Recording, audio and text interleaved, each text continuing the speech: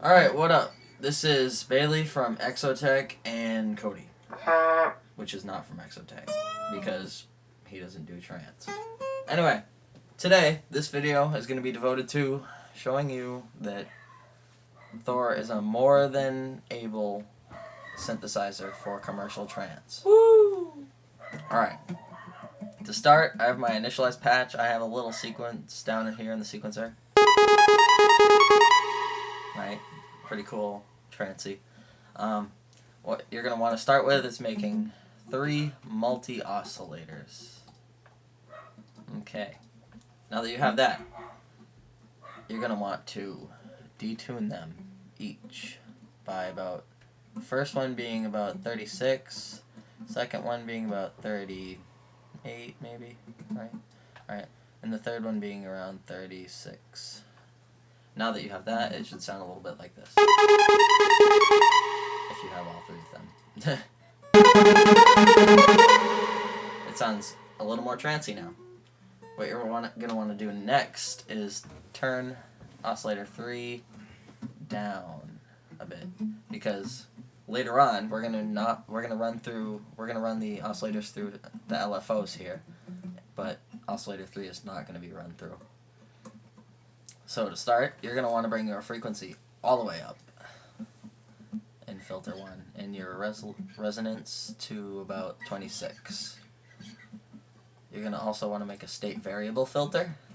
Bring the frequency all the way down, envelope all the way down, velocity all the way down, and bring it to HP12 here. Third one down.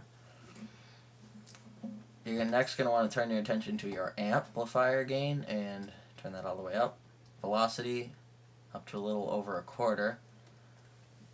Down to amp envelope. You're going to want to turn your sustain all the way up. Release all the way down. Attack all the way down. That's good for amp envelope. For filter envelope, you're going to want to turn your sustain all the way down. Bring your decay down to a small amount.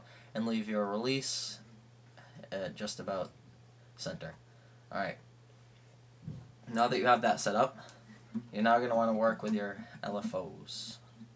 So come down to the mapping, the programming section, and put your LFOs down. And you're going to want to map the first LFO to your first oscillator pitch.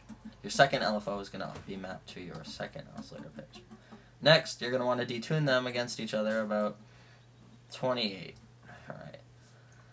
Now, you're going to want to take your LFO 1 and change it to a sawtooth wave. Same with LFO 2, sawtooth wave.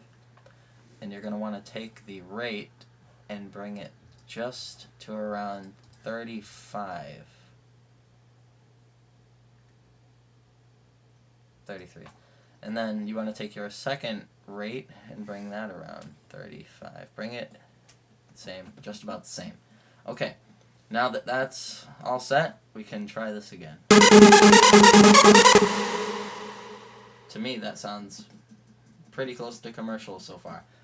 To make it completely commercial, you're going to want to put your delay on with tempo sync. Bring that about to delay time to 3/16.